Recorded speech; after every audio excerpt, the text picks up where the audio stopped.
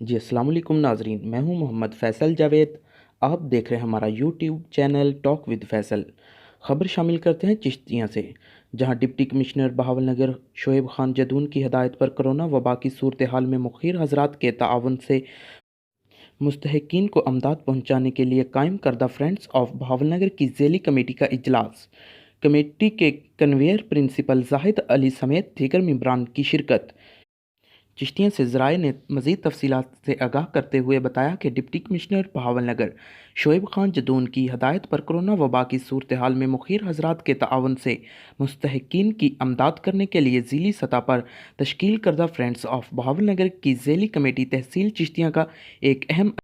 اجلاس آج مورخہ 6 اپریل 2020 کمیٹی کے convener Chaudhry Zahid Ali principal government high school Chishtian کی زیر صدارت دفتر اسسٹنٹ کمشنر منعقد ہوا، جس میں کمیٹی کے دیگر ممبران جن میں نسیم صادق سیکرٹری انجمن تاجران Chishtian, Usman Nawab advocate Chishtian, Mamoon Rasheed member health council, Muhammad Sharjeel general secretary health foundation نے بھرپور شرکت کی۔ حاجی حمید احمد صدیقی صدر انجمن تاجران چشتیاں نے اجلاس میں خصوصی طور پر شرکت کی۔ اجلاس میں فرینڈز آف بہاول نگر کے اغراض و مقاصد پر روشنی ڈالی گئی اور مخیر حضرات سے رابطہ کر کے ان سے زائد فنڈز اکٹھا کرنے اور علاقہ میں غریب مستحقین